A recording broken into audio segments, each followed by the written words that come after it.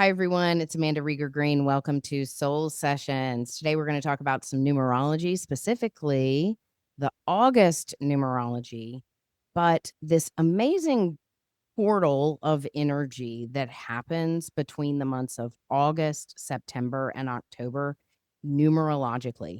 To me, these are like the power player months in numerology for the year because they have this special code, and when you know how to navigate it and recognize the energies and the patterns, it gives you this great framework to tune into the frequencies and to harness them and utilize them within your own experience. So, what I mean by that is in August, we are in an 8 month in a 9 universal year. If you think back, 2024 was an 8 year. So the 8 month in the 9 year, and it's always this way in August, not the exact numerology, but it's a throwback to the energy of the year prior. It always happens this way where we get this. It's not a redo or a replay. It's a fine tuning. It's like a throwback to the energy and the lessons and integrations and experience that you had the year prior. And it's an opportunity to say, okay, where am I now? What have I learned since then? How have I shifted, changed, and grown? So it's a bit of an opportunity to refine energy and really not only revisit the prior year and where you are today, but to tune in more clearly. And what's amazing about August of 2025 is that we're in a 9 universal year, which is about closure, completion of a 9 year cycle. And the 8 is the energy just before we get into the master month in numerology, which is September. We will be in a 9 month in a 9 year in September. It's the culmination point, so to speak. So we're gearing up, leading towards that. But this month with the 8 and the 9 combo, it's it's very precise in the sense that we're taking our lessons, our energy, and our experience from the year prior, and we're leveling it up. We're moving it into a higher octave because the 9 is about culmination, integrity, innate leadership, sovereignty. And August, at least the first part of August, the sun is always in Leo. We also have the Lion's Gate with the 8-8 code. And I just did a podcast last week on that. So you can listen to the 8-8 energy code. So the energy of the 8 is big in August anyway. Not only is August the eighth month of the year, we have the Lion's Gate portal, which is kind of official on August 8th, but there's a gateway of energy there. But this year, we're in an 8 universal month in a 9 frequency. And the 9 pulls the 8 into its highest integrity. All of the more sovereign attributes of the energy of the 8, it's like we're being pulled up, pulled deeper, truer, higher. And it doesn't mean that it's just easy and everything is clicking, but understanding that frequency code will be helpful. And one thing I would suggest as a reference point, a couple of things. One, I did a blog last year on the 8 universal year in numerology, and it goes through all of the ins and outs of the frequency of the number 8. That is a great place to go and reference because it talks about the energy of the 8, empowerment, risk and reward, stepping into your soul's power and being able to expand your faith and minimize your fear. It goes through all the details, and the 8 is also a money number. It's a number of abundance, so it's also, on the flip side of that, a number of lack. And there's a lot of polarity in the energy of the 8, but when you combine it with the 9, it's almost like you have those quantum moments where if you were to turn the 8 on its side and look at the infinity symbol and trace it with your finger, that very middle point where it crosses, when, use your finger, trace it, think about the infinity symbol, but right where the loops kind of cross, think of that as like the portal, the gateway. When you combine it with the energy of the nine will take you outside of yourself and ask you to go deeper. What is the deeper meaning behind this? What is the deeper truth? Do your actions truly mirror your inner intentions? And it's all about the inner world. Do I feel enriched, happy, joyful, expansive in faith, or am I acting from and living from a place of fear, lack, doubt, worry, dis-ease? Fill in your blank. The nine kind of has a reckoning moment. And with the eight, because the eight is so powerful, the eight is bold, it takes action, it wants to jump in, it's emotional. The eight is emotional, it's always in flux. It's this closed circuit, just like a zero. It's the out of all the single digits, you've got the 0 and the 8 that are the closed circuits. They don't stop and start like a 1 or a 2 or a 3. Just you think about frequency and numbers and just the visualization of it. So the 8 has a fluctuating component to it, which is emotional. It goes from high to low, like a roller coaster. So your emotions can feel very high to low, or your energy can feel high to low. Learning to flow with it, go with it. But the nine will say, what is your true motivation? What is your true point of attraction here? Are you saying one thing, but you really are coming from a place of lack or doubt or fear? Are you showing up and getting things done, but you're angry, resentful, and exhausted? The eight and the nine, it's almost like they won't let you get away with it. And not that anything bad's going to happen or the sky is going to fall, but it's more like internally you're kinda like, "I should check myself. Man, I reached out and told that person I would pray for them today, but I didn't pray for them. It was just lip service." And I was thinking about that because this morning, and I've gotten really intentional about that, and it's become more second nature. I don't do this perfectly, by the way, but I reached out to a friend who, she and her husband were having their dog put to sleep this morning. Their dog had cancer, and they were making that loving and difficult decision so the dog wouldn't be suffering any longer, and they were having their dog put down, and, we had communicated yesterday, but I thought about her this morning, and so I thought, "Oh, let me send her a text and let her know I'm praying for them and thinking about them." But as I sat down to send the text, I thought to myself, "Wait a minute, why don't you sit here and pray for them before you even send that text?"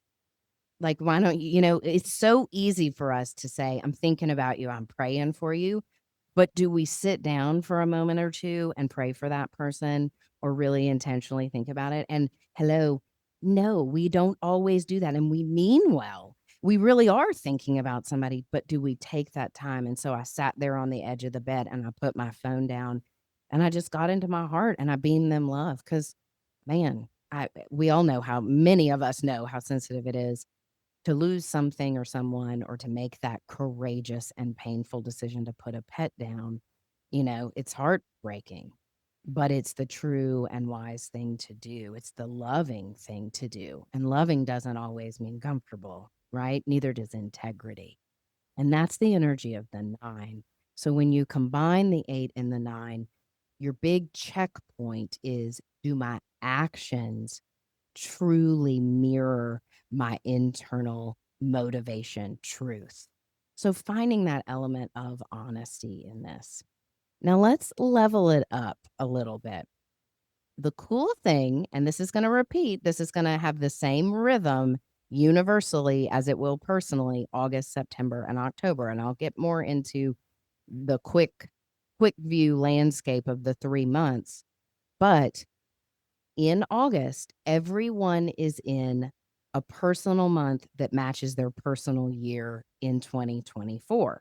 So not only are we universally in an 8 month, which we were in an 8 year in 2024, if you're in a 2 personal year, then August is a 1 personal month because that's what you were in 2024. And if you've worked with me in small groups or online communities or one to one, I also ascribe to the school of thought and energy of your calendar birthday triggering your personal year in numerology. So there's both but for all intents and purposes, and I follow both rhythms. I follow my birthday triggering my personal year, and I follow the calendar year triggering my personal year. Does that just convolute it and make it more complex? Heck yes, it does. But I've been doing this a long time and I can see both I can see the truths of both, just like with astrology and different schools of astrology, like Vedic astrology and Western astrology. I speak the language of Western astrology more organically and innately. But when I get into my Vedic astrology and I'm understanding it, it clicks too. And that's all about opening up our perspective and moving away from dogmatic, linear, this is the right school of thought, or that is. So both can be true. But for all intents and purposes, in this podcast, think about your personal year as January 1 to December 31st. And if you're in a two personal year, then that means August is a one personal month for you, which means September will be your two personal year in your two personal month. Same if you're in a three, like September will be the three personal year in the three personal month, and August will be a two personal month in a three personal year. Hopefully, you're getting the rhythm. We're going to put some resources in the notes of the podcast. I have blogs on each of the personal years that outline if you're in a one personal year, two personal year, they give you the roadmap. So we will link each of those down in the show notes. But if I were you, what I would do is I would revisit last year's personal year. So I would go back, and if so, like I said, if you're in a two personal year right now, read the one personal year and read your two personal year. So that way you're like, okay, let me look back and draw the correlations. What was happening in my one personal year? What happened over the course of 2024? And how have I shifted, grown, changed? How's my frequency changed? How has the cadence and the rhythm changed? And of course, we're also in a different universal year. We're in a 9 year.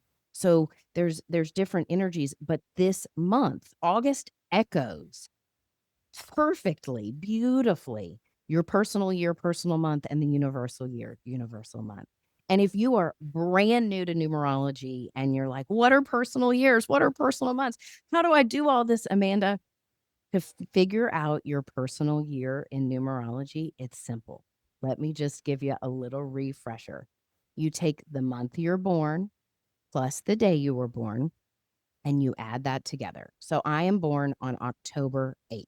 So that's 10 plus 8. And I can either add it 1 plus 0 plus 8, or I can add 10 plus 8. So 10 plus 8 would equal 18. 1 plus 0 plus 8 equals 9. But if I get 18, I reduce it down. 1 plus 8 equals 9. So that is my attitude number in numerology. And the attitude number is the way people see you at first glance. It's similar to your rising sign in astrology, your ascendant. It's your personality. It's how you dawn on people essentially through your actions and your personality. What you do to get your personal year is you take your attitude number once you've reduced it to a single digit and you add it to the universal year.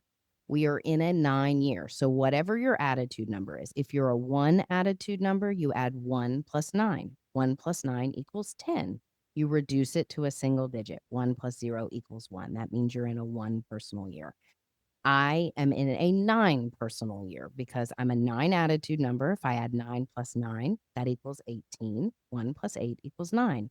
And here's the little magic trick to this year is whatever your attitude number is in your life, in your code, that's the personal year you're in. So you don't even have to do any math this year because the 9, anything you add to the 9 reduces down to the single digit you added it to. 9 has a little tricky, fun energy like that. And if you've listened to my podcast on 9 energy, the 9 of 2025, I talk about that and I've talked about it before. But I have a ton of resources that helps you outline this. We have podcasts where I've discussed it. So don't feel lost if you're new. But I know I have my seasoned numerology peeps out there. They're like, okay, Amanda, on to the next thing. I get it. Like, I got it. So here's the deal with August, September, and October. August is the replay and the level up. September is like the climax, the mastery, the double down, and it's intense. It's like the lesson intensifies of the numerology. And then October is the preview to the year ahead. Because if if in August you're in the energy of the year prior, if September you're in the energy of this year personally, then October, you get a little preview into the next year. So it's a magical time, August through October, to really train with and recognize your energetic signature and to harness those opportunities. So definitely just start in August. You don't need to fast forward to September yet, because the mastery story, when you've got, when you're in a 9 year, in a 9 month, or an 8 year and an 8 month, it doubles down on the energy. And we'll get into that in September. Focus on August, which means this looking back to where you were, what you learned, what you walked through, and how you have evolved, grown, and changed. And the 8 energy, it carries this signature of authority, ambition, sovereignty, recognizing your value, your self-worth. It is truly about the reclamation of our personal power. And the way that we usually learn that is backwards. It's usually feeling disempowered, disenchanted, in a lot of imposter and self-doubt type of energy. But the 8 is not giving you those adversities and struggles to push you down. It's giving you that polarity to fine tune and refine you. So this month is about refinement, essentially, and doing it through a place of integrity, your highest character, and your sovereignty. And the beautiful thing about August, the numerology in August, is it's a very magnetic frequency, and the 9 is like the gatekeeper, meaning the 8 is so magnetic that it's karmic. The 8 is karmic. It's like you get what you put in, eventually you're going to get what is due to you, whether it's beautiful or challenging. It's a reckoning. It reconciles. It's an energy that really does keep you in check. But the 9 is saying, "Can you go a little deeper? Can you live a little bit truer? Can you really trust and have faith? Can you really let go and let God? Do you really believe? Do you really trust? Or are you just acting like you trust? Or are you just giving up altogether?" It's gonna push you to an edge a bit, but not in an exhaustive way. More in that way, when we're pushed a little bit, we do better. And I think about think back to some of your best mentor, guide, teacher, coach, those people in your life that changed you, that made an impact, that made you believe in yourself. I can certainly think back in my life, and the first person that comes to mind, and I think she comes to mind because it's the first time I ever experienced this, but also I was going through cleaning out old things, and I wrote this prayer down. I was in 1st grade, and I wrote this prayer down, and I was praying for her in my prayer. This is my 1st grade teacher. Her name was Donna Helms, and I had to repeat 1st grade. We had moved, and this was in Austin. We had moved from Louisiana to Austin, and I had had a really horrible 1st grade experience. And so when we got to Austin, I ended up having to repeat the 1st grade. And my experience with Miss Helms, that was her name, she like loved me. And I was really broken when she received me, and she loved me back to life, like loved me until I could like be this happy, free child again when I had felt really small. And lacking intelligence and lost confidence. I was really broken when I came to her, and my parents had told her what was going on, but she just like loved me. And I look back, and that was in first grade. I mean, we can think back to times in our professional development where we've had mentors, or high school, or spiritual mentors that have shown up, whoever it may be, who's really guided you, but somebody who has inspired you to remember your ability, your worth, your potential. And she did that. She brought me back to life. So think back to those people and think about your joy and appreciation for them. And then also with the energy of the 8 and the 9, it's an opportunity to give it back. So whatever appreciation and gratitude you've had for people or experiences in your life where you were lifted back up from a dark place or a heavy time, and the gratitude you have for those people, where can you be that person, that beacon for someone else, while also maintaining your healthy boundaries and being true to yourself? Because the 8 ask us to really create healthy boundaries, because it can be so emotional that we can overgive, or we can get really out of balance. So think about it that way. And a practice that I really like is using the energy of the 8, and a simple practice to use is your breath. And what I do, and I've been doing this for a while, is I will do an 8-second breathing pattern, which means I inhale for 8 seconds. So it's a full body inhale from my sacrum all the way up through my crown chakra. And when we breathe that long, basically the spinal fluid comes up the spinal column, and it purifies, cleanses, and activates the pineal gland. So it's very powerful neurologically, biologically, but it's also really rhythmic and helpful. So you inhale for 8 seconds, you hold that inhale for 8 seconds, then you exhale for 8 seconds, and you hold that exhale, that blank space, the void, for 8 seconds. And that's a big ask, right? 8 seconds, and doing that 8 second, just doing that 8 second rhythm, 8 times 4 is what? 20? No, I'm like 32. It's like, let me do some math. 8 times 4, that's 32 seconds of one breath cycle. I mean, so if you do 3 breath cycles, you're almost at 100 seconds of breath. So just 3 breath cycles of this is not only in training with the energy of the 8, you're creating a rhythm. And if you want to level it up, here's what I've been doing is when I exhale, I've been opening my mouth and bringing my tongue to the roof of my mouth. So it's an audible sigh, audible exhale, and the tongue is at the roof of my mouth. And what that does, it's a very quick and clear um, cleansing of the vagus nerve. And the vagus nerve is the longest cranial nerve in the body. It runs from your brain stem through your neck, your chest, and your lung space into your abdomen. So it touches your heart, your lungs, your digestive organs, and more. It's like a communication highway between the brain and the body. And it works on the parasympathetic nervous system for rest, repair, digestion, calm, this beautiful mind, body, spirit connection. And when you add that, when you bring the tongue to the roof of the mouth, open the mouth, audible sigh in that exhale moment, you're also toning.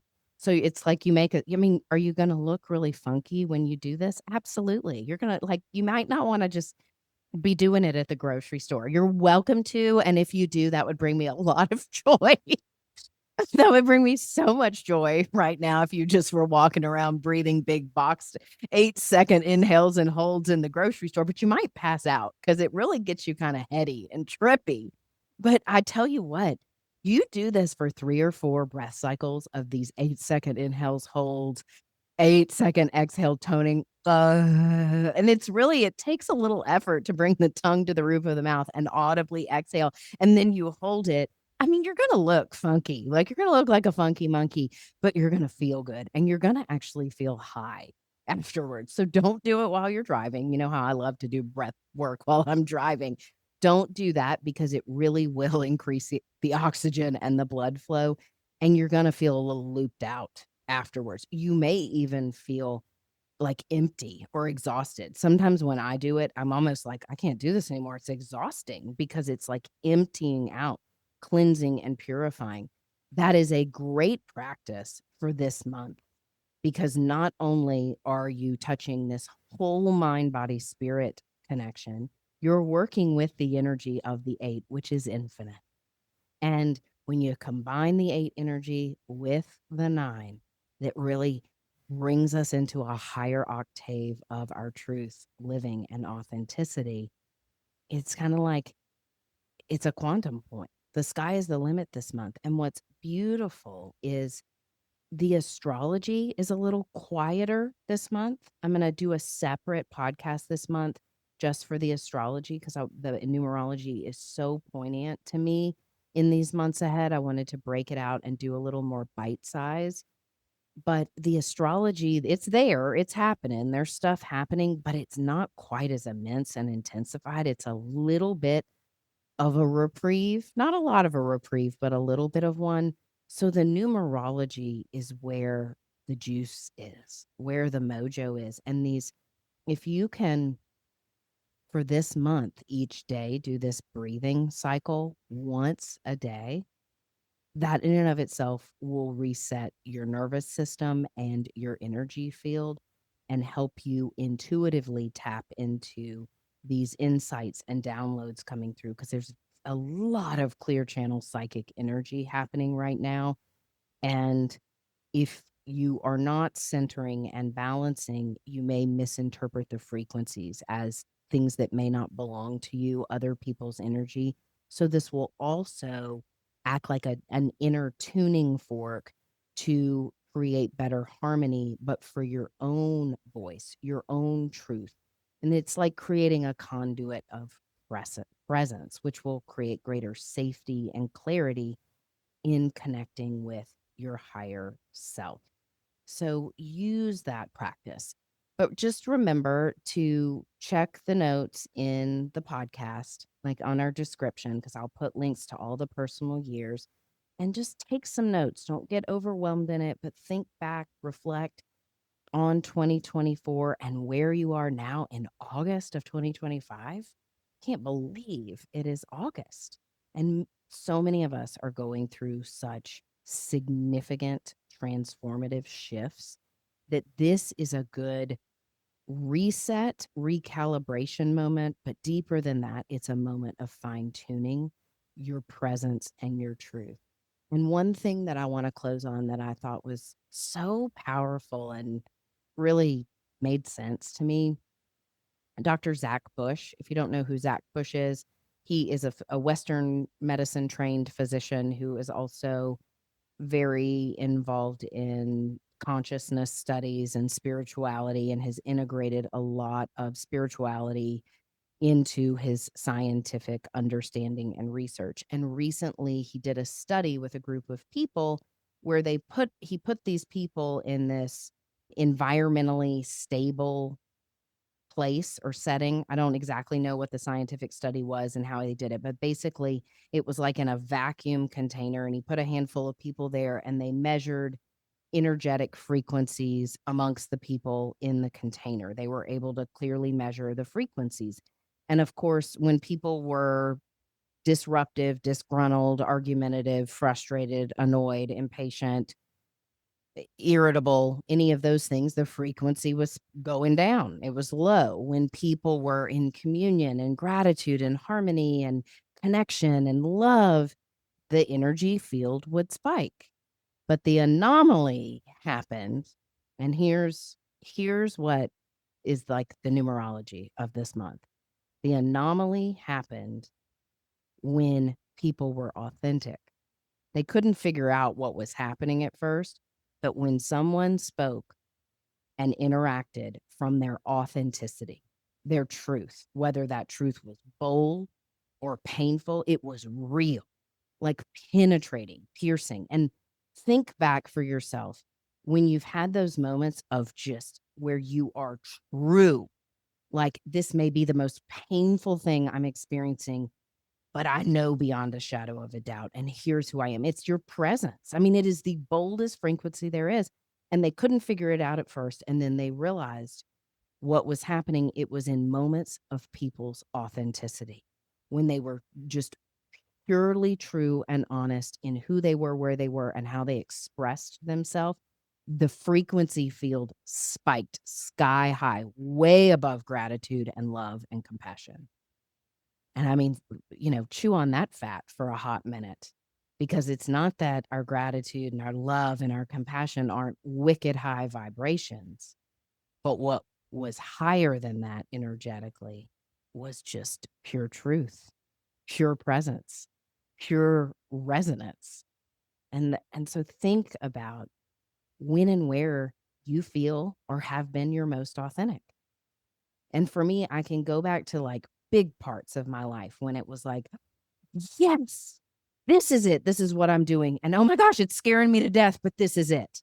Usually for me, authenticity has a fear factor attached to it, but the boldness and the faith is like so much bigger that it doesn't matter. Like, it's like, I can't not do this. I can't not follow this call. And it doesn't mean that we live in that much oomph all the time. But the more you attune to, is this true to me? Am I true to myself? And am I expressing this in my most present, authentic way?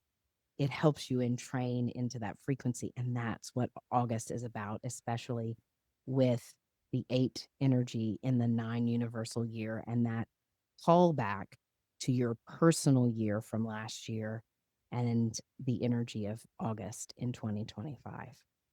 So dive in, enjoy it, and go with the flow. Go with your own flow. Follow your field. Thanks, everyone. Be well.